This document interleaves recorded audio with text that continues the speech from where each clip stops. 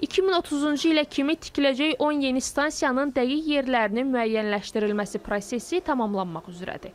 Layihəyə əsasən 10 yeni stansiyanın 6-sı bənövşəyi xəttin, 4-ü isə yaşıl xəttin üzərində yerləşəcək. Nizami stansiyasına keçid funksiyasını daşıyacaq və onun yaxınlığında olacaq. Bu isə o deməkdir ki, bənövşəyi xətt üzrə qısaca desək Xırdalan-Sumqayıt, Bakı-Şamaxı yolu istiqamətindən gələn sərnişinlərimizin rahatlıqla yaşıl xəttə keçməsi, ümumiyyətlə həmin stansiyaların yerləşdiyi ərazidəki infrastrukturdan istifadə etməsini asanlaşdıracaq. Xətai stansiyasının daha bir keçid stansiyası artıq yaşıl xəttə yenidən keçid funksiyasını daşıyacaq. Bu isə o deməkdir ki, həmin istiqamətdə tikiləcək 4 yeni stansiyada nəzərə alınmaqla sərnişinlərimizin hər iki istiqamətdə ona uyğun marşrutu elə metro üzrə seçməsinə gətirib çıxaracaq. Hazırda isə Bakı metropoliteninin 25, qoşulaşmış stansiyalarla birlikdə isə 27 stansiyası var. Bu da ictimai nəqliyyatın vacib növü olan metronun sərnişin daşımadakı payının 10-11% olması deməkdir. Nəqliyyat üzrə mütəxəssislər bildirir ki, Bakı kimi sıx bir şəhər üçün bu xeyli aşağı göstəricidir. Stansiyaların sayının artırılması şəhər üzrə bir sıra problemlərin həllinə gətirib çıxaracaq və bu rəqəmi 20%-ə çatdıracaq.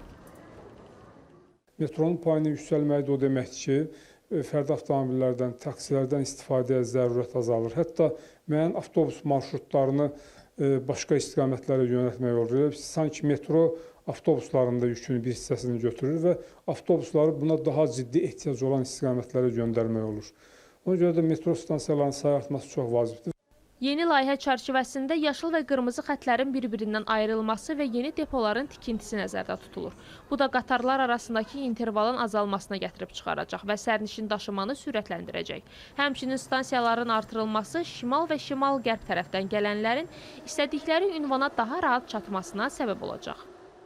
Cəlil Məmmədquluzadə küçəsində Tibb Universitetinin yaxınlığında orada bir stansiya tikilməkdədir artıq demək olar ki, hazırdır. Daha sonra onun şəhərin mərkəzinə doğru və mərkəzdən sonra Ağşəhər və Enzeis Babək prospekti istiqamətində davam edəcək.